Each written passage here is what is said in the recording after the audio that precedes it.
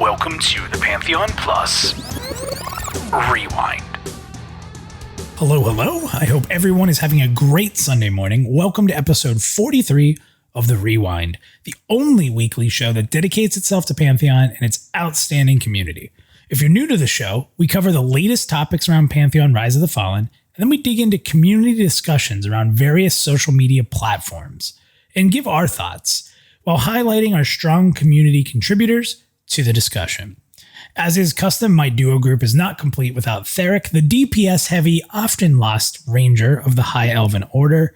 So how are you doing this week, my friend? Did you mean to say DPS King? Because EQ2 the other night, I kind of remember being the DPS King, but I'll just leave it at that for now. Yeah, there were a couple of fights I ran away from and didn't contribute DPS. I might have beat you if I didn't do that. Survival. Right. Yeah. You got to do what you got to do, I guess. I'm really good, man. And it has been so cold here.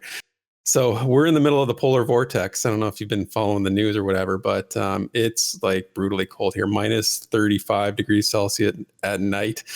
With the wind, it's like minus 40, and there's other parts of the country that are even colder right now. So like it's nuts. And if you've never experienced like what it feels like to live in a climate like this, I'm just going to give you a few little examples of what life is like when it's this cold out. So first of all, leaving the house is like a 30-minute procedure where you have to warm up your car. You got to brush all the snow off your windows. You got to do all that kind of stuff. And then when you're out driving around, you're like dodging extension cords on the road because people are plugging their cars in. So I know not everybody knows about block heaters on your car. So in here, when it's really cold, we have to plug them in at night. And you see people out walking their dogs. They got like boots and coats on their dogs. This is the sort of the culture we live in here. But the best one is living when you're in a constant state of awareness for noises coming from your furnace to see like if it's going to hold up, you know, because it's so cold trying to keep the house warm. If that furnace goes out, you are in trouble. Big trouble. And it's like trying to get a guy to come fix it is like, no way, it's not happening. So that's what's going on here. I mean, on the bright side, you know, when it's this cold out, nobody leaves their homes willingly right now. And even when they do, it's like everybody's masked, you know, just to keep warm. So all this COVID stuff, it's like, we're sort of doing that anyway. We're just doing it out of necessity because it's so cold here. But other than that, I'm doing well. How are you? No, man, I hear you. We had a little cold front come through here, and I think it got down to like 42 degrees Fahrenheit. So it was ridiculous. You know, we were really suffering here. I had to wear pants and a hoodie. It was ridiculous. I still wore my slides, so that was nice. I still didn't put socks on because you don't do that here. But yeah, I like literally had to put like a hoodie on. It was ridiculous. It's ridiculous. Like, I don't know. You had to turn the air conditioning off for once. Is that what I'm hearing? Yeah, you know, I actually saved a little bit of money. The air conditioning didn't kick on. You know, it's just crazy. You know, I mean, the climate is out of control when you have to, you know, wake up in the morning to that. I mean, I feel exactly. I understand you completely. Like, I get it. Sounds like it. Yeah. Well, good stuff. I actually started streaming. It looks like it's called Last Epoch or something like that, but it's actually, we looked it up in Webster during the stream. It's Last Epic, I think is the way you're supposed to pronounce it. Who knows? It is a early access ARPG, so similar to like a Diablo, Wolcen, Path of Exile. Really cool game. It's based around like time travel, and you'll be in an area where a bridge is down and you'll open up a portal and you can go back in time and to cross that bridge and then open, you know, there's other portals. So it's kind of neat. It's got like this time travel thing. It's got a lot of depth in the abilities, but here's what I love when you're streaming a game. And a lot of people out there say, oh, I play a game for a long time. When you're streaming, it feels like work still, right? Because you have to play differently. Like you're talking to people. Like you can't play it in 4K and stream it in 4K. So you have to make sure your graphics are right. So, you know, sometimes I'll be like, well, I'm going to do a 2-hour stream. And sometimes after about an hour, I'm like, oh man, I still have another hour of this, depending on what game I'm playing. But this game was awesome. Like I had a blast with it. I got like past 3 hours of playing it. I'm like, oh my gosh, I should probably go to bed. And it's so great, right? When you get a game where time ceases to exist like that. It was a lot of fun. I'm looking forward to doing more streaming on it for sure. Nice. Yeah. Getting lost in it like that. I always kind of wonder with games like that, when it's a game, you know, you're really going to like if streaming, you know, if it's like work a little bit, you don't want to take away from how great the game could be if streaming takes away from that. But it sounds like you sort of got both, the best of both worlds with that. Yeah, definitely. You have to read chat and you kind of have to slow down a little bit here and there. But sometimes slowing down, especially for a player like me who sometimes is go, go, go, go, go, it's actually kind of nice to stop and look at your abilities and explain what's going on for new viewers and stuff. But I'm really excited. We were kind of talking about it before the stream that the Magic, it's not an MMO. They called it I can't call it an MMO. The Magic ARPG. For those that don't know, they did a big stream the other day and showed off 2 of the Planeswalkers in different deck builds. It's pretty cool. They announced that on March 23rd, the game is going open beta. So you can sign up now on their site, and they're not going to do a wipe unless something like super tragic happens. So those that start playing in open beta start getting your decks and your cards collected for your skills layout. You're going to be able to jump right into the live game. So I'm pretty excited about that. I think Theric and I might play that a little bit together, do a little streaming, maybe see if we can get some more people from Pantheon Plus playing it. But it's going to be free to play. I'm sure there's going to be a hell of a cash shop. It is Magic after all, right? They were the originators of cash shop, if you think about it. Right? The original loot boxes. Yeah, they were. Yeah, you're not kidding. I used to buy full like booster boxes when I played Magic, like 2 or 3. Like a new set would come out and buddies and me would just buy like 3 boxes and do booster drafts and stuff. Those were the days. If I could go back in time, you know what I'd do? If I could go back in time, I'd open like a physical store and just call it the cash shop and sell nothing but Magic boxes and stuff. Cause that'd be sort of what it is. But right? That's awesome. Yeah. So cool. Awesome. One thing before we start the show, otherwise, as is custom, I'd like to thank Sparrow and Breakout. They've continuously donated during our rewind premieres, and we really appreciate it. Guys, don't feel like you have to keep doing it. I don't know about you, Theric. I'm so awkward with like people donating. Like I'm so thankful for it. We really appreciate the support greatly, but it still feels weird to me. Like, I don't know. It's so awesome. Thank you. Thank you to everyone who comes to hang out, who shares our tweets, donates to our cause, adds to the conversation. All of those things mean the world to us, and it keeps the show and the totality of Pantheon Plus going strong. And for that, we can't thank you enough. It's awesome. Like, to everybody, thank you very much. Right? Yeah, no, totally. Very grateful. Very grateful. Thank you so much. Yeah. And just to give everyone a heads up, at the end of the show, we're going to pop a link up on the video here on YouTube. So for those of you watching it live, there's going to be more Pantheon to consume. Following today's episode of The Rewind, there's going to be a live premiere of an interview conducted by Disparate Worlds on their YouTube. And they're going to talk to Joppa and Nefel, dig deeper into crafting. That's going to take place at 1:30 p.m. Eastern Standard Time. So we will end in plenty of time for you to jump over to that stream. So I guess with that, Theric, we've talked quite a bit in this opening. You ready to get going? Yeah, let's go. This week in Visionary Realms news and notes. All right, in VR social media recap, we actually have 3 different Twitter posts that I kind of want to get into and read some comments on. Theric, get your opinion on, and hopefully the chat can let us know what they think in these. So the first one is actually from Nefel. Now, here's one thing I realized about Nefel's Twitter. He doesn't have enough followers. He is a VR dev now. I think he's like a little over 100 followers on Twitter. Let's amp it up. Yeah, he asked some great questions. So if you guys are listening, go follow Nefel on Twitter. He asked the question, what defines player skill in MMORPGs? Then he kind of posed some questions. Is it the ability to hit buttons in the right order while managing your positioning? Is it understanding how to min-max your stats perfectly? Is it being able to recognize and adapt to changing situations? Or is it something else? Great question. I love this question. I can't wait to kind of go back and forth with you on this one. But before we get to our opinions, let's talk to some of the responses. So the first one here was from Mirth, known as Jared Woodhouse. He says, I think it's understanding your class, reading the skills and learning the spells that will trigger an extra effect so that I use skill B prior to it, kind of like knowing how to combo your skills, he's saying. That first part's important, right? Yeah, I mean, that's sort of the motivation for us to do those class videos, the Classes 101, right? Because it's about knowing your class. And like MMOs have so many classes available, right? So there's so much to learn, and I think that's one of the things that attracts people is that it's like a huge tome, and you don't have to know everything, but you have to know a few things. Yeah, and it's interesting because remember when we interviewed Kevin, he talked about how like classes are designed for different player types too. It's not just that the class plays differently; it like psychologically is meant to appeal to different player types. So it's kind of interesting. The next one here is from Elkevin. He says, I would reduce it to knowledge, and the application of knowledge for each MMO would sort of be different. So kind of taking the middle road there. Agreed. Jamie says, for me, I want to win. So it's about being successful at your goals as a team. Whether they are end game or social, nobody likes to lose. I think that's a good one. Yeah. I mean, skill is, if you look at it from that perspective of winning is everything, then skill becomes what is what is the best way to achieve that victory outcome, right? So that's what they like. I like that.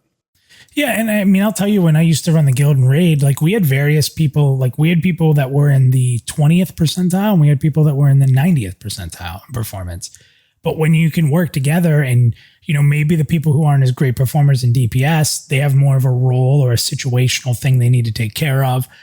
So it's kind of finding how to fit in different player types. And for me, when we downed the raid, I don't care where anybody was ranked. That thing was dead. And that to me was, what was most important. So. Yeah, for sure. Masick says, it really depends on the MMO's system. He says he prefers adapting to changing situations, managing resources, and playing things cautiously. So a little bit, he says careful exploring, pulling with awareness of ads, passing aggro, etc. So just responsible gameplay, being able to play his class responsible, but adapt to what may make him irresponsible, if I guess is the way to put that. Yeah, and different MMOs. I mean, it's fair to say that different MMOs require different skill levels. I don't think it's like, I'm not throwing shade on some MMOs that are easier than others or require less of a developed skill set. So I think that I think he's right in terms of not every MMO skill is not defined the same in every MMO for sure. Well, like if you think of Guild Wars 2 that we played recently, like movement was ridiculous. All that mattered was being able to stay out of stuff and move quick and get over here, move over there and get over there and go over here. Like movement was 99% of that game. Exactly. And then you play something, like EverQuest 2 that we were just playing, and it's more about situational awareness, using abilities at the right time, allowing the tank to control aggro, right? Group play. Yeah. So that's interesting. So Moxie says, and that's from Disparate Worlds, he says, it's a blend of all the above. You need to understand your abilities and how they interrelate. You need to adapt to circumstances, and you need to at least marginally allot your stats to match your class. He says a warrior with 22 int in D&D would be interesting, yet ineffective. Well, if you have the skill to make that work, then maybe you can offset your lack of skill in attributing in putting out attribute points. If you're not very good at that, you better be a pretty good intellect warrior. Yeah. Okay. We need an intellect role. Who's doing it? Oh, the warrior. That's right. Next one here is from Shop the Dickie V, which is a great Twitter. If I had to pick one, I'd say recognizing and adapting to changing situations. All three are important, but the last I feel overlaps into greater areas. If you can basically saying recognize and adapt, it takes a degree of game knowledge, knowing your abilities, knowing your class, and being able to apply that. So very similar to some of the stuff we've had people say. Sings with Crows, who is also part of the community, writes articles as well. He says they have many names. There's Sings with Crows on Twitter. They're a Crow Singer in Discord, and I think there's another one somewhere in there too with crows. So yeah. So if you see a crow that writes fan fiction or has a picture of a crow, it's probably her. Yeah. So if it's just min-maxing or rotation, then from my perspective, that's a problem with the design of the game. In a better game, players would know their abilities, those on their team, prepare the best they can, and then adapt to surprising situations together. But that's my feeling, they say. What do you think of that? I like that a lot. I like how she tied it up at the end, adapting to situations together. And, you'll always hear people say, it's just a numbers game. It's just a numbers game at the end of the day. It's about, making the most of what numbers you have available to you. And I think there's definitely more to it than that. And I think that she sort of speaks to that there. And finally, Stone to the Bone, who's been featured on the show quite a few times, says it's all of that. And for me, the characters that I was most skilled at were the ones that I love to play. It's a fair assessment. Point. I think when you're really good at your class, it makes the game more fun, right? Nobody wants to be bad. Yeah. So, I mean, if you're trying to play a character that you don't love, you're not going to be, your skill level is going to be lower just because you're not interested, right? Your yeah. brain's kind of checked out. Like it was funny. So in Legion and WoW, I switched my main so much and grinded to get it caught up. But I switched to a mage, and the hot mage was fire mage, but the arcane mage was really good, but nobody played it. It was super complicated. And to me, the only reason I wanted to play that mage was to be arcane. And it was awesome because we had a guy who joined our guild. He wasn't the nicest of people, so he didn't last long, but he was a lifelong career fire mage. And he was good, real good. And when I beat him as an arcane mage in a majority of the fights, which took so much more work, it felt amazing. Like, right? There you go. So like that to me is important. But before I get more into this, what are your thoughts on this whole thing? Some good answers from the community there, but do you have anything different? Yeah, no, I tried to think about this. Like, okay, I tried to picture in my head, what does a skilled player look like? Like when I think of somebody who's a skilled player, what do I see? I see somebody who's a great communicator. I see somebody who can organize a group of people effectively. I think that's the single most difficult aspect of MMOs.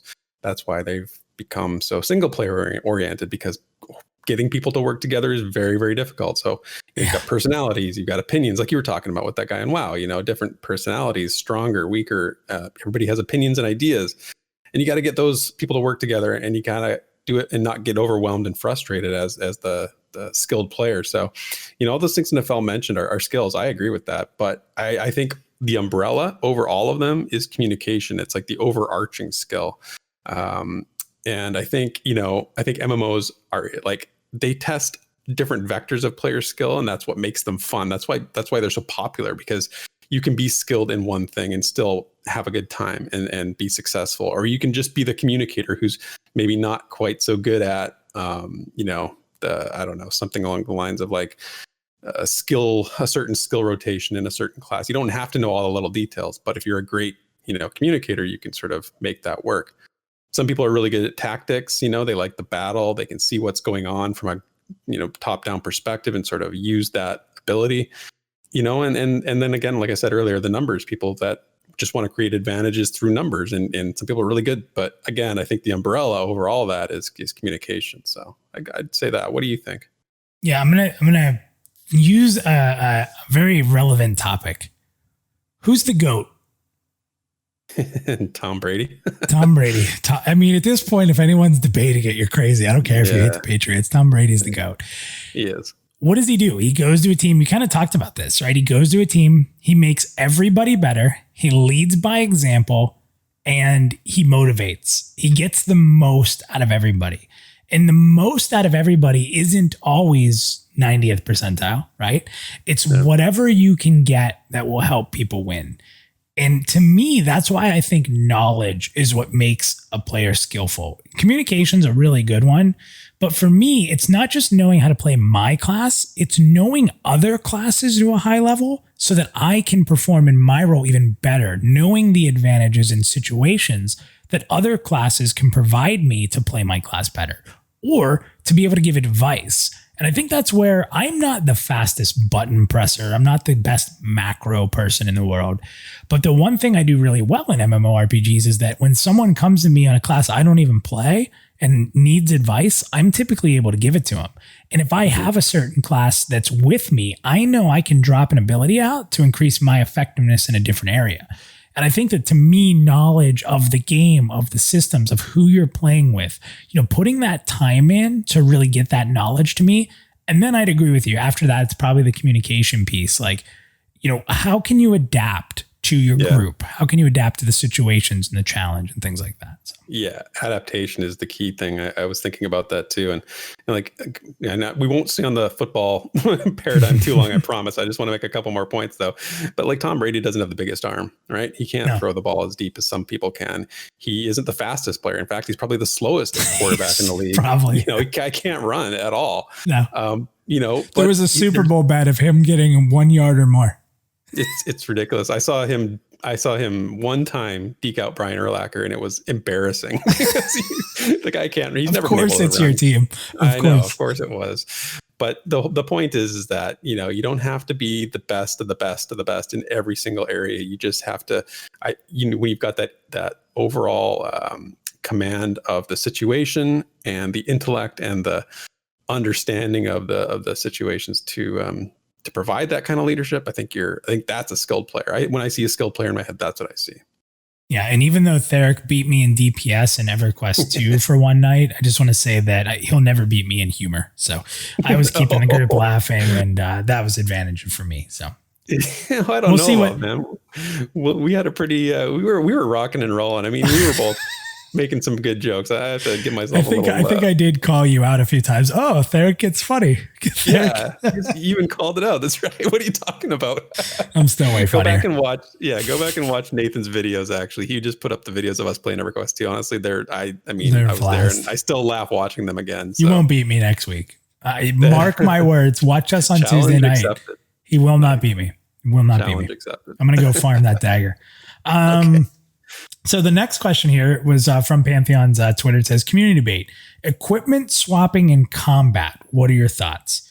So we'll start with Basgram. He says, weapons, yes. Armor, no. Weapons in sheaths can be rapidly deployed in battle. But you expect me to believe that I could open a backpack, pull out a piece of armor, take off what I'm wearing, strap on a different piece, all before the enemy stabs me? I don't think so. Lexer says, personally, I enjoy a moderate level of situational gear. If I have to swap gear every time I zone a group, that'd be annoying fast. JJ Paderia says, if limited to weapons only, he says, I would welcome it. I don't think people should be able to switch all gear in combat. I can see some instances of switching a weapon being beneficial, but all gear makes the gameplay become about using clicks and procs instead of just playing the game. I think that's a good point. You're a ranger, right? So you got to be able to switch weapons. You got to go from a bow to swords, right? I'm going to talk about that. Yeah, for sure. That definitely plays. This is an important question for my class. Yeah. Walking Away says, hard no. There is a limited action set in Pantheon to make decisions matter for your spells and abilities. If you offer armor and weapons to be swapped during combat, then I would argue that decisions don't matter. It could also be abused. Weapons and gear with enchants, procs could be swapped at any time. He goes on to say that rogues using the skill Ambidextrous could fish for a mace stun proc, then swap to fist weapons to apply toxin quicker, all in the same fight, allowing rogues to potentially stun targets and apply toxins easier thanks to being able to swap weapons. All classes could have issues like this. He really threw out a good example there. For those of you that don't know, Ambidextrous for a rogue gives different capabilities depending on the weapons you're using. So. Yeah, no, it sounds kind of cool. Like, it sounds like if you're a rogue, that would be pretty cool. It's great. But I could see how you could sort of abuse that system quite a bit. Yeah, if I saw a rogue using a mace, I'm kicking them out of the guild. So I'm just kidding. Stephen Adams says, agree with what most others are saying. Weapon swapping can add some depth to combat and gameplay, but armor, no, too tedious. If clickable effects is a question, the dev team can decide to let some armor pieces effects be clicked from their inventory if they want. I think that's a fair point. I think clickies usually can take place from the inventory. I mean, J-boots I never equipped, right? Yeah, exactly. We're seeing some pretty common. Everybody says weapons, yes, armor, no. So Zendros says situational hot swapping, like going from a two-hander or sword to a sword and board or a different class using items for buffs should be allowed, provided the netcode and engine support it. We also need the bag space, though, to carry extra items if this is allowed. So it kind of goes a little further, saying like, hey, if you're going to do this, better have bag space.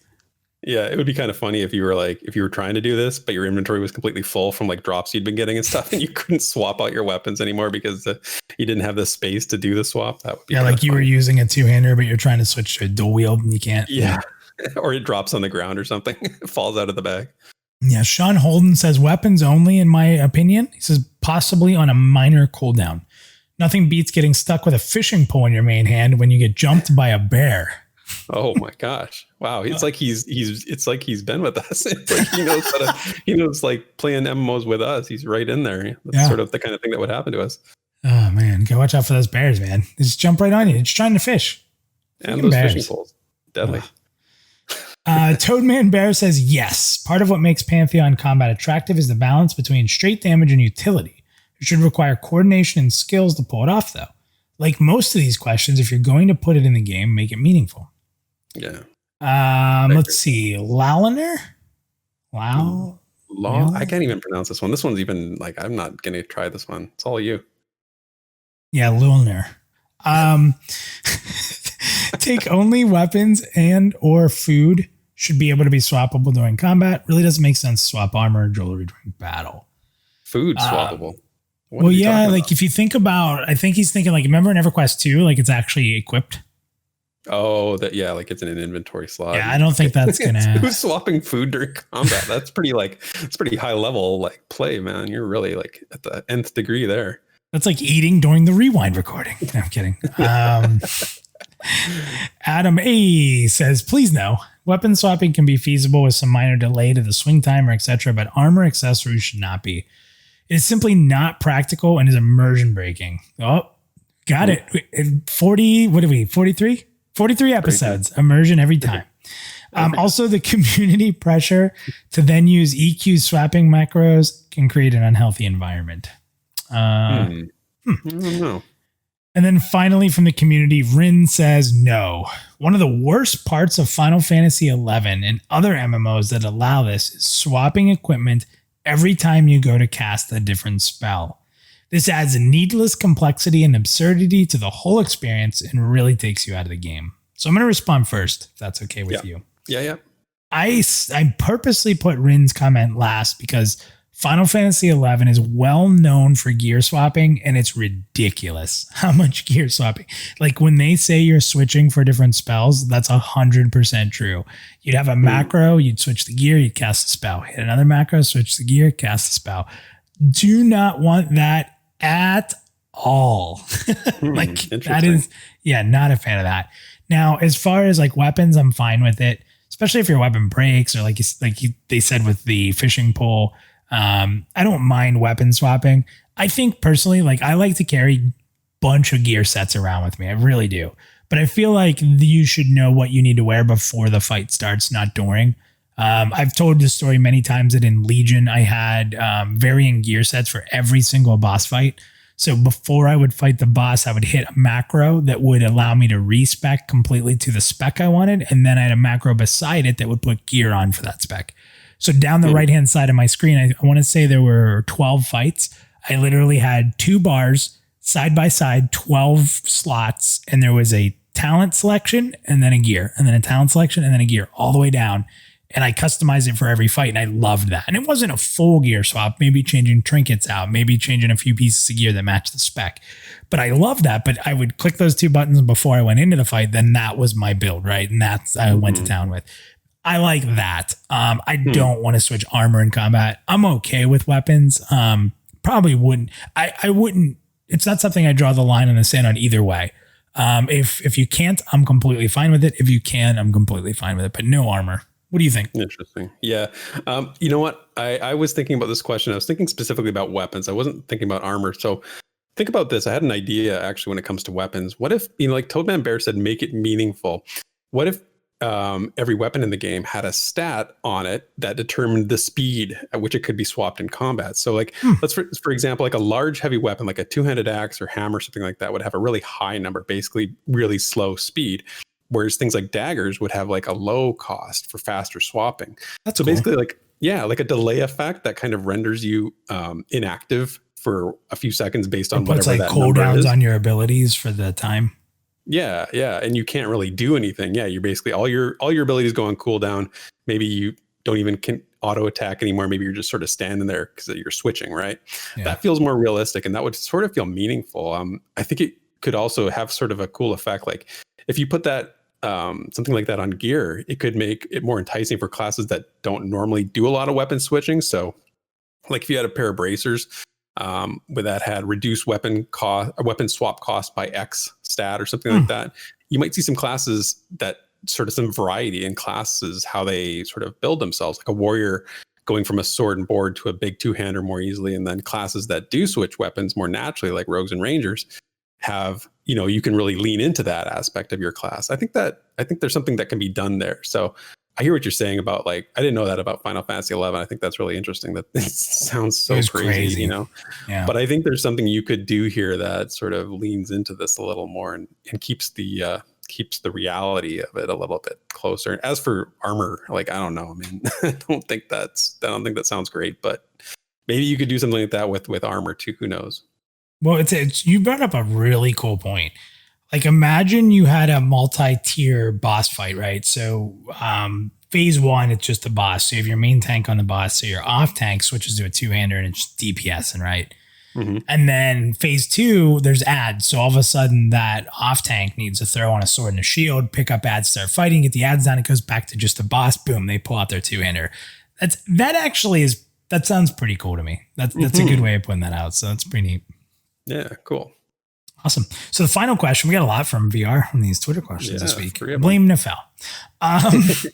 So the last one here, and I like this, group boss fight. Now there's a predefined group here. You have a solid tank, 2 good healers, a beast of a DPS, that's what they said, and a capable CC. Who are you inviting to fill the last spot? So interesting. It's such a good question. Right. And it's, pretty interesting answers here. I do think at times we as the Pantheon community are very righteous. And I think we see that a little bit in here, which I love. I love it. But some good answers. So Breakout says, whoever answers my looking for group message first. I don't get picky when it comes to building a group. The best thing for me is to get the group together quickly so no one gets bored and joins another group while we're looking for the perfect composition. So, that's a great answer. I like that. Right? Ange S says, Bard or Necro. Gotta love either. Or someone who tells good jokes. I'm in. Oh, wow. I'm in. What if you get a Bard who tells good jokes? Then if you're playing a Bard and you can't tell jokes, like that's right. You should be. You should probably play Necro. Yeah. You're really a Necro in disguise. Deuterino says DPS. I've never seen a boss fight that didn't benefit from more deeps. I added the deeps, DPS. Yeah, that's a good one. Court Chamber says, well, this question would have more options if it was by class. I would have to say DPS. You have 2 healers, so health is covered. You need DPS to be efficient. Trinity is just a health bar race. Best version, but limited. I like how EQ2 started to use group combos, but then stopped. We saw a little bit of that. Yeah, you guys cheating for DPS for Drac, getting him more mana with the combos. I told you should be using them. You didn't listen. No, hey, listen, I beat Drac, so that's all I gotta say. Coldfire989 says, my guildmate who doesn't have a group at the time. Again, that's a great answer. Yeah. Coin Spinner says, more CC, more fun, but more DPS will grant speed to your run. And he goes, I totally rhymed that on purpose. Put that on your parchment and scroll it. Nice. Oh, that's so good overall. Everything's good about that. Rhyming it, then saying you rhymed it, and then ending it with putting it on your parchment and scroll it. That's a grade A Twitter post right there. Agreed. Even has the nerd smiley face. Love it. The nerd emoji. Volley Pantheon says, the trainee. If the boss is going down and it's almost a certainty, pay it forward. Bring the new guy along. Show them how it's done. These games are knowledge-based when it comes to the big kills, so spread that knowledge. Who knows? You may uncover the next capable raider. Again. These are great answers, man. I'm looking at my answer and I'm like, oh man, I didn't take the right approach with this. Everybody's so community and group oriented. They're such a nice bunch of people. Yeah. Prismatic Dave says, probably take little Timmy, who shouted he can't find a group for the last hour, even though he shouted once, looking for one. I spoke to you soon, apparently. Yeah. Let's see. Thomas Renstrom says another DPS to speed it up and conserve mana for the healer /CC. And finally, Isles. This one's for Haya. Isles of Etherion says a monk because you don't have a monk. Makes sense, right? So Haya, that one's for you out there. Why don't you go first? What would you bring? Sure. You know what? It's funny. It's an age-old question about that last spot in a 6-man group, 6-person group. I think a paladin here makes a lot of sense. I went with the class specific because I didn't want to. I wanted to sort of be a little bit more specific about it. But I think somebody who can jump in if the tank gets overwhelmed and relieve pressure on them. And then, the thing about paladins is that they have that usually have that group saving lay on hands, in a crisis moment. So you get those two sort of emergency buttons, I think, with a paladin. I think in a group like this with this build, I think that could really work. It depends on the type of content you're taking on too. Obviously, if there's any chance of undead being around, a paladin becomes a really obvious choice. But if you're out in the wilds, maybe a druid makes more sense. So I just like the idea of having like a backup temporary tank available in that case. It seems like in this group, one tank, it says you have a solid tank. I always feel like, it's better to have a good backup tank as well. What do you think? Well, so somebody said this question would have more options if it was by class. So I think Kilson worded this correctly. He said you have a solid tank. So that's a warrior. I mean, obviously. Yeah. And then you have two good healers. So that's not a druid. So it's probably a cleric, maybe two clerics, maybe a cleric and a shaman. Maybe. Yeah. Then he says a beast of a DPS. That's obviously a rogue. And then he says a capable CC, right? So it might be an enchanter. That might still be a rogue, right? This is Kilson we're talking about. So maybe an enchanter. Sure. Yeah. So I'm looking at this group layout already as solid tank, warrior, two clerics, two rogues. So for me, it's easy. You just add another rogue, right? So that would be the way. More rogues. Kilson gave it a thumbs up. He liked it. But then I started thinking about something. If there's 3 rogues in the group, I'm going to be competing for loot. I was just going to say that. What are you thinking? You're depriving yourself. So here's how I would look at this group. We're going to go warrior, 2 clerics. We got plate, and plate. Then we got a beast of a DPS. That's going to be me. That's the rogue. The capable CC, the enchanter. And we're going to need another DPS. Let's bring the wizard because he can't wear leather. So essentially everything that drops that's a dagger, that's me. Who's going to tank with a dagger? And everything that's leather for me, right? So that's, my heart says bring more rogues, but then my rogue side says bring a bunch of people that can't use my gear. Yeah.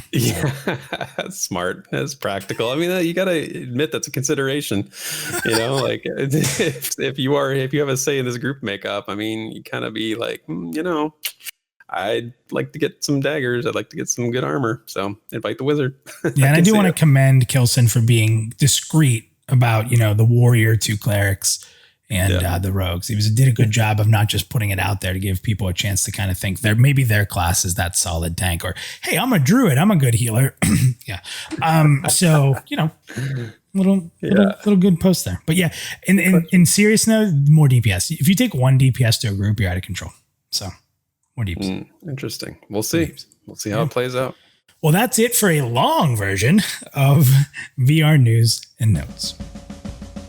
When the Pantheon community speaks, we listen. So let's dig into the forums and fan projects to see what the discussion's all about. Okay, so I feel like we've had some good discussions on the show already. So this week I wanted to use this segment to catch up on some awesome fan fiction, some other projects from the Pantheon community that we haven't talked about for a few weeks. I've said it before, but one of the cool things about following a game in development like Pantheon is that we have time to get creative. So if you're feeling the burn or your Pantheon patience is low, this is something to do, give it a shot. It doesn't always have to be fan fiction. And you're going to hear shortly, there's lots of forms that creativity can take. So I just want to highlight some of those because these are keeping us entertained. These people are keeping us entertained with their work. So I don't know if you saw this, Minus, but first up on Twitter was Alice Sarah. She's a WoW streamer. She's been in the community for a really, really long time, and she's in our guild as well. She showed off her Pantheon cross stitch, which is pretty cool. Yeah. She's 30 days into it, and she estimated it's going to take her a little while. But like I said earlier, we've got time. So Alistair's loving that project that she's working on. I left a link in the description so you can actually see a picture of it on her Twitter feed. She's at Alice Sarah on Twitter, and it got a lot of likes, 52 likes already. So go over and check it out. Give it another one because she's doing an awesome job. I can't wait I can't really tell what it's going to be from the picture she posted, but I'm definitely curious to see what it's going to look like when it's all said and done. I think it's going to be a halfling with facial hair. Really, you got that just from the little bit on there. That's that's what I'm feeling. Would you believe if I told you when I was younger, my stepmother really wanted me to learn how to cross stitch, and I actually did do a few cross stitches. Now I couldn't do it today to save my life, but I did actually do a few. Yeah, wow. Well, you should connect with Alicera. You should rekindle that skill and get back into it. She's obviously very talented. She can teach you how to do it. And maybe I think you should do a cross stitch of me and you for the rewind, and that can be like our logo or something like that. Yeah, and if I don't do that, maybe I'll just do a drawing of me and you. Okay, sure, that works too. Oh boy. Oh boy, yeah. Next up is an old fan fiction story, actually, from a couple of years ago. It was bumped up on the forums by Ben and I, who we'll get to in a second as well. But this one's by Jazz and Blues. That's their name on the forums, and it's called The Loss. And it's a nice short story. Lots of character development done in a short period of time. There's elements of grief, regret, hope, and it touches on the bond between a father and a son. So it definitely has some mysterious figures as well, and there's definitely needs to be a follow-up to this one. So go to the forums on PantheonMMO.com and check the fan fiction stuff, and you'll see it there. I gotta tell you, Derek. Yeah. I don't want to interrupt, but no, go ahead. It's gotta happen. I need a backstory. I have to do the backstory of Minus, the halfling. Yeah. It has to happen. I think I told you before when I was a young nerd, I was a part of eFeds, which was like an internet wrestling federation. And it was a fan fiction battle, essentially, to like write stories and promos for your character and interact with who you were going against. And however you did would get judged, and the scores would be put to like actually having a match and being able to write pieces of the match that you wanted to happen, or like, storylines that happened during the match to progress your character. So I just got to dust off that old skill set, see if it's still in there somewhere, and maybe we get a story of Minus. You totally should. I mean, you totally should. Just do it. Don't think about it too much. Just do it, because that's when you won't do it. Yeah. Think about everything too much, way too much. Well, don't we all? Don't we all? Yeah, that's awesome, man. In the world of video creations, there's a couple folks that have started making video content for Pantheon that you might want to check out. And I can't remember if we'd mentioned them before, but RakusTalent, I know he's been in the Twitter discussions a couple weeks there, but he makes some class videos for Pantheon on YouTube, and he also does some like reaction type videos with some of the dev streams and a couple other stuff, a couple other games. He's pretty hyped, and you can totally see it in his videos. So go and check it out. He actually did a Pantheon profile with Drac as well, so you can get to know a bit more about him. That's so check out RakusTalent's YouTube page. Another YouTuber made a video this week for Pantheon, and it's Wolfheart FPS is the channel name. And the video is called "The MMORPG Everyone Should Know About in 2021." He did a really nice overview of Pantheon, and he reminisces basically about the golden age of MMOs when community and challenge were at the forefront. And it's a really well-made video. He's got a very good sort of presentation ability.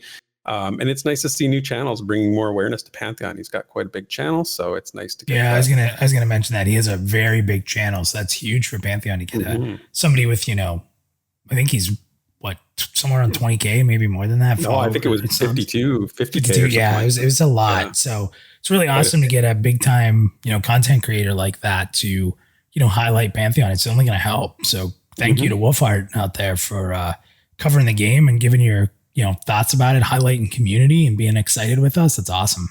Yeah. And Joppa retweeted his tweet and said thank you as well. So definitely a good thing. And anyway, Ben and I, like I mentioned earlier, a resident fan fiction extraordinaire. He did a part 2 to his story called Amonsal's Focus.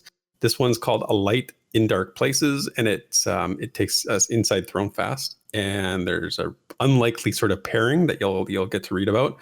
And if we know anything about Ben and I, it's going to be a long tale. He's a good writer, very good writer, and he likes to write a lot. So you're gonna hear more in this tale to come for sure.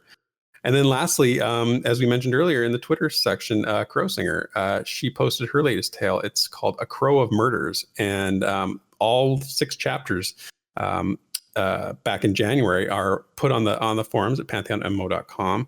And she has a bunch of other works as well. Like she's a very, just what's the word I'm looking for, like extensive writer. She's written a lot of stuff, and she actually put them on Pantheon.Plus.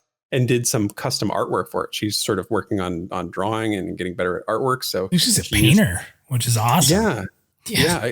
They're really nice. And I saw her when she was sort of like doing iterations of them on Discord and stuff. So really, really nice. And I want to give her a huge thanks as well, because we were sort of talking about writing, and she give me the heads up for a program called Scrivener, which is like a fan fiction, like just a fiction writing app that it's on PC, it's on Mac, it's on iOS, that kind of stuff. And I've started learning to use it, and it's really, really good. So if you're into like writing fan fiction, this is something you should definitely check it out. And she sort of gave me the heads up on that. So I wanted to give a shout out to her for that. So there's links in the video description to all the stuff that I've mentioned, as well as in the show notes. If you download the show on iTunes or Spotify, just look for the links, and you can check out all the videos, the fan fiction, and Alicera's cross stitch by going through those links. I have to add one more because we're not doing the like Pantheon.Plus update today. We got a fun new segment instead. Did you catch Nathan's video about the best part about Guild Wars 2? Yeah, I did. Yeah, it was pretty funny. It was very definitive. There was no question about what the best part was for him. What was it, like 27 seconds long or something? It's about 32 seconds, and I think half of that is him clicking uninstall 16 times as fast as he can possibly click it. Yeah. So funny. It's so good. I laughed so hard when I saw that. It's just fantastic. So. Well, when I saw the thumbnail for it, I'm like, wait a minute, he's going to do another video about Guild Wars 2? Like, what? Yeah, he got me. He got me too. But then I saw how long it was, and I'm like, oh, something's out. Something's out. Yeah. Anyway, okay. So moving on, we've got some introductions this week, as we do. First is from ACOM, and they said, "Hey, my name is ACOM. I've actually been backing Pantheon for a couple of years now, and have been following the game for much longer than that. With Pantheon, I'll be playing a human druid once again. Why a human druid? Well, it'll be an homage to my original EQ character. I knew nothing about EverQuest when I created my character in 1999. I started the game with a buddy of mine, and we both decided to be humans so that we could start off together. Little did we know that the gods we chose would have us starting across the continent from each other, and making it from Kinos to Freeport at level 5 is quite the adventure, but that's a story for another time. My buddy and I played EQ. The buddy I played EQ with is still a close friend, and we'll be hopefully playing the same character he chose, a human paladin. He was on the they were on the Khazak-Thul server, migrated with their guild over to the Aeone Row server when there was. I was on Aeone Row. How about that? Oh yeah, interesting. Oh, there you go. Looking forward to seeing you all in Terminus someday. So that's cool. Next up was Realm, and they said they played EQ back in the day with a guild called Realm of Ages. They say, I miss the good old days of real gameplay and people that enjoy working together, loving their class and the game. Looking forward to playing Pantheon as a shaman or a paladin. And this last one's pretty good, because if you remember last week, we had some concerns about our rock climbing friend Dispersion. I am so excited to hear this. I know. See, when somebody responds to a thread on the forum, I get an email. So as soon as I saw this email come in, I was like, from the introduce yourself, I'm like, oh, it's the rock climbing guy. I'm like, oh my God. You'll recall he was the one who was like, we were concerned he was going to fall because he likes to listen to the show while he's climbing the rocks and whatever. Anyway, all is well. He posted a response over in the forums. He said, no worries this week, Theric. I canceled my usual climb to go with my partner, who works as a therapist at a residential care facility, to get her first dose of the COVID vaccine. Love everything you and Minus are doing. Keep it up. And while I have your ear, I just wanted to say I loved it when Minus told that story about his first pre-alpha experience. I probably listened to it 5 times. Selfishly, I would encourage you guys to do more of that for stuff you streamed. The rest of the community may feel differently. I'm not really into streams or watching people play video games, definitely in the minority. So I thought that was pretty cool. First of all, just to hear from him, but also that he was really into that, just the oral, like the listening experience of hearing your adventure, which again was a thing we did a while ago. That was one of the hardest scripts to put together, because I'm like, I need to be descriptive. I need to paint a picture. Oh, that was a tough one. That was a tough one. But it was so good. It pays so off, right? Then you hear something like this and you're like, somebody's listened to it 5 times and like you're just really into it. And I understand where he's coming from completely. It's one of those things that you hear it, it's in your imagination. It's often better than maybe seeing it on the screen type of thing.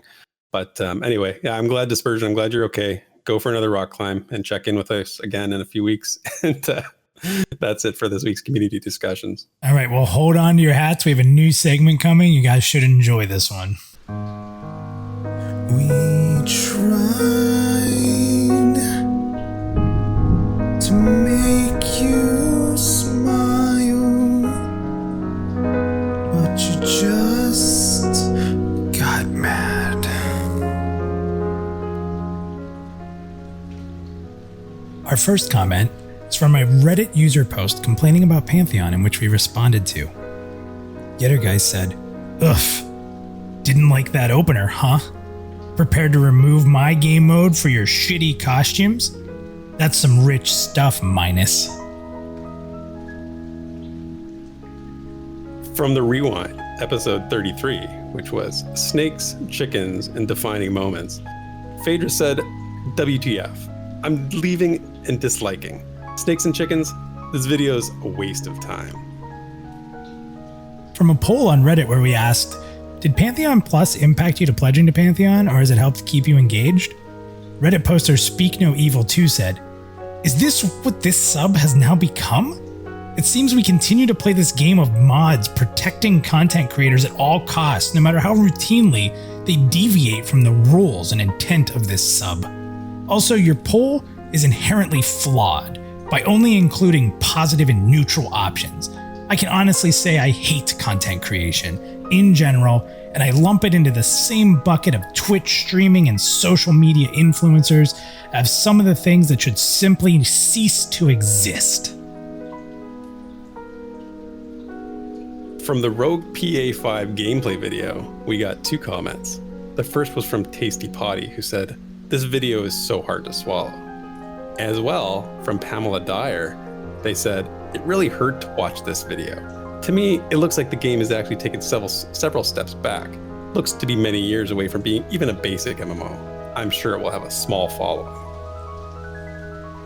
From our Why Transmog is Important video, Enough Ladder 9623 on Reddit said, that is the most clickbait and brainwashing title ever. Just try renaming it Why I Think Transmog is a Good Thing.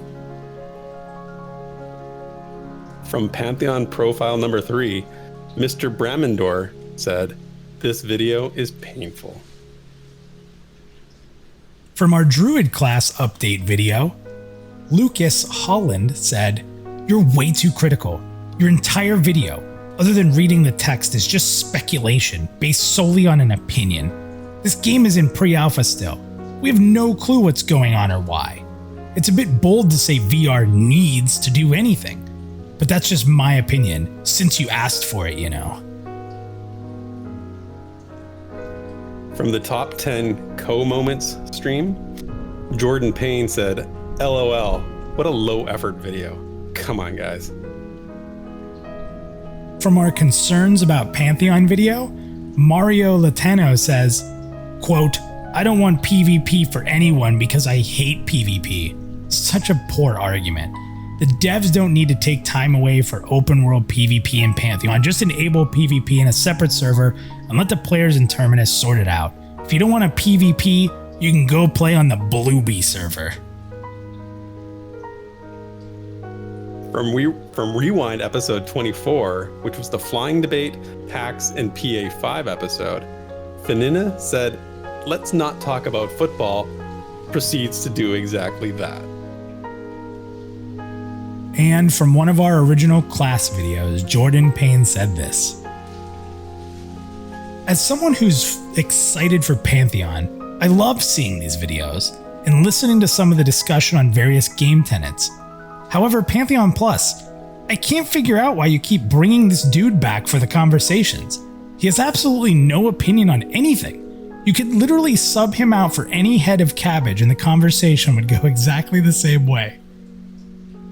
I enjoy the points you make and the topics you try to cover, but when the other side of the conversation is pretty much hit out of it, the quality of the video is severely limited. Aww. And that's it for mean comments. Here's the mail, it never fails. It makes me wanna wag my tail. When it gets here, I just yell, mail! We're getting sued. All right. So if you've recovered from that, and I don't know if I'm recovered from that. I couldn't read through that last. I was thinking about us going back and trying to edit it, but I have to leave that in. I couldn't make it through that. I mean, oh my gosh. The head of cabbage. I didn't even know what to say. Well, okay. So, I mean, if that's me that he's talking about, I accept his opinion as maybe a head of cabbage would be more entertaining, but it's not you. Okay. It wasn't you. It was another head of cabbage. A different head of cabbage. I see. Oh my God, I'm crying. God. I hope you guys enjoyed that. We're in another segment, still talking about another one. I love it. Yeah. Well, that's okay. You know what? That's fine. We have the mailbox to cheer us up after those. Yeah. And guys, we're going to have future guest hosts of Nathan Napalm and Basgrim have already wanted to be a part of this, reading some of them. We're going to keep this going. So hopefully you guys enjoyed that. Leave in the comments what you thought. Yeah, please do. I want to hear more comments. Anyway, to cheer our spirits up and help us recover from that, we're going to hit the mailbox. And I'll read some questions this week. And Minus, you can give me the response on this first one. Let me see what you think. From JJ, he said, something that's become popular in mobile games is crossover events. Without sacrificing the core tenets of the game, do you think a crossover event with another MMO would work in Pantheon? And if so, what would be the dream crossover event for you? No, I don't think it would work at all. What would be the dream if I had to pick one? Silent Hill. Okay, there you go. Interesting. Yeah.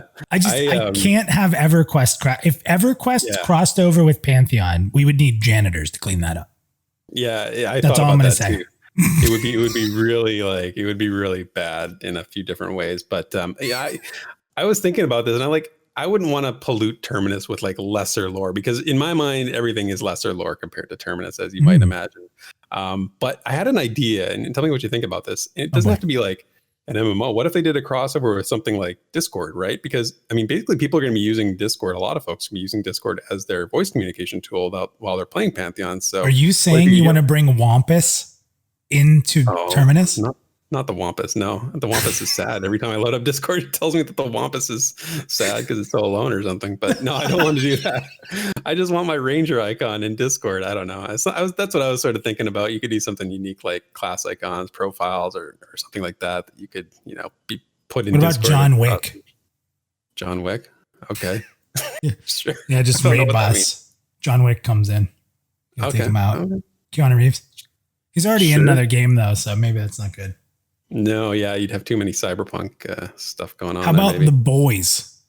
The Amazon series, The Boys? Yeah. Oh, no. There was a cool crossover. Actually, one that was done recently. I've talked about playing Phoenix Rising right now, and they did a crossover with a show on Netflix, like another Greek mythology themed show recently, which was kind of cool because I'd actually watched that as well, and I didn't know they were doing a crossover, so I launched the game and they're like, oh, here's this event, this cool quest you can do that has like the Blood of the Gods, or Blood of Zeus, I think is what the show's called. But it was kind of cool. So crossovers can be kind of fun, but I don't know. What if for Nathan we did Guild Wars 2 crossover? Sure. I'd like to see that. It'd be worth a few laughs. Oh, jeez. Next question is from Nemufe, and they asked, so Baz's Cash Shop video got them thinking. Right now, through pledge rewards, you can earn illusion. You get illusion potions, a backpack, a tunic, a ring, a vanity pet, and some item renaming vouchers and nameplate icons. Since most people playing at launch will probably have some or all of these, would you be averse to any of these things being sold as a one-time package post-release for latecomers to obtain? Like, maybe not the same versions, but something like that. And I'll take this one first because I had strong opinions on this one, and I'm going to say something here that's going to wait. You have strong opinions on cash shops? Yeah, I'm not a cabbage, so I'm allowed to have strong opinions. Believe it or not. Theric, the other cabbage. the other cabbage that you love. This I'm going to say no. I don't want those things because I feel like I should be the only one. But not because I don't feel like because I feel like I should be the only one to have them. It's not about that. I'd say no because, as I've said before, when I'm thinking about items in the world, they should come from inside the world, not from an outside source. So when I pledged, I had nothing to do with any of these items, and I don't really care about any of these things. Same. And like we've talked about this before, they don't really make a difference. And if you want to like clip this moment, remember it. I'll say it right now. When I'm not going to utilize any of these things in the game when we get to launch to sort of stay consistent with what I've said. I'm not going to, use the pet. I won't put on the backpack, the ring, or the tunic, or anything like that. In fact, I will delete them on stream when Pantheon launches, just so I can sort of be consistent with things. So that's all this like cash shop stuff has sort of led me to this point where I have to be like, take a hard line on this and like show that I really do believe that things from outside the world shouldn't be in the world. So Yeah, it was kind of an interesting question. I didn't know I'd have this sort of strong reaction to it, but the more I thought about it, it's kind of like that's the best statement. I didn't know I'd have such a strong reaction. I think it was inspired by the previous segment, but maybe that's what's going on. Maybe, yeah. No, I'm fine with it. I do think there should be a slight variation, like colors or something, just so you can tell like who an early pledger is. I think that's important. It's cool. Yeah, I don't know. I'll use them. Like, it'd be funny though if the backpack was like a 1-slot backpack. Can you imagine how funny that would be? It's like, so funny, man. I'm a huge collector's edition guy. Like when I used to work at GameStop, I bought the collector's edition of everything, and I could tell you that I never used any of the things from the collector's edition ever. Like, never did. My Elder Scrolls Online Collector's Edition, the mud crab. Are you serious? You don't think I value that mud crab? Like, run around with it? Like, oh my god, it's kind of weird. Like, it's, I don't know. Like, especially for like rings and tunics. Like, you're not gonna wear them. Like, you're gonna get rid of them. Nobody cares. Delete them. I'm not deleting my vanity pad and my item naming revow. That's gonna be huge. Like renaming my weapons and my items to make fun of like maybe you, or like I'll name my elf killers. Yeah, like name them elf killers, or maybe name a dagger like cabbage slicer or something now. So yeah, we're going all out. Cabbage slicer. Yeah, I don't have a problem with it. I would say there should be slight color variations or something with the tip. There you go. The next question was from Sebastian. They want to know structured PvP. So i.e. like battlegrounds. Do you think that has a place in Pantheon? What do you think? Yeah, so I'm going to be honest with you. I would prefer them to have battlegrounds and arenas than having open world, personally. Really? Interesting. Yeah. I don't know. I'm not a big PvPer, so PvPers would be like, oh, it's because, what did that guy say in the last one? No, I don't like PvP, so take it away for everybody. I don't like PvP. But I think that like battlegrounds where you can like go in as a group and do stuff, like I think that is more where the genre is these days. The open world PvP stuff is, I just don't see the benefit of it. Like, okay, so here's what's going to happen. Either you're really good at it and you just go kill people and you're like, oh, and then you like teabag them and you're like, oh, I'm good, blah, blah, blah, right? Or I stole your kill. Or you're the guy getting teabagged. So like, there's no in between. Or the teabagger. Yeah, I don't know, man. Like, I've said this so many times and I don't say it disparagingly, but like, if I want to play a competitive game, I'm going to play a sports game or a fighting game or a race. There's so many genres that are better for pure skill competition than MMORPGs. I just don't get it. And I know, listen, I'm bad at it. Yes, Minus is bad at it. But when I play anything in the MMO, I get good. AKA, I was a badass at Blade and Soul PvP. I could 1v3 people, no problem. So listen, yes, I suck at PvP most of the time, but when I did actually try, I owned people. So I just don't get it. Like, even when I was owning people, it was like, whatever. Like, I don't understand, because again, to me, and again, just my opinion, but to me, these games came from D&D, and that's about teamwork. So that's just how I see these games. And again, I'm not right. I get that there's a huge ton of people out there that like PvP. I get it. I just, if I want to be competitive, there's so many other things I'm going to do than play an MMO competitively like that. I don't know. Yeah. I'm on the same page with you. I don't really see a place for it in Pantheon. I mean, if it was completely separated, what if like you open the launcher and then you had like the main game and then you also had like a button for Battleground? Are you trying to get them to make a battle royale? No, I just thought of that as I was saying. I'm like, wait a minute, that's a terrible idea. Don't say that. Oh, I just felt like the community and supporters of PantheonPlus slightly shift over to the Minus side for like a split second there. Like everybody got off the Theric bandwagon. Like, maybe Minus is the bad guy. If you stick around long enough, you'll eventually get off the Theric bandwagon. I'll say something stupid. You'll be like, listen, oh my God. Sometimes you just got to do some science. That's right. You got to do science and you will find the light. Yes, the light will come to you. All right. Finish up from Lucille. And they said, passion is very important in MMOs. Rage quitting is a huge thing in online gaming. And I have rage quit EQ so many times over the years. Though without the challenge and disaster, a game is boring. I like the fact that you keep your gear when you die. Do you think this will be enough to buffer those times? And what other paths do you think would help mitigate against these times?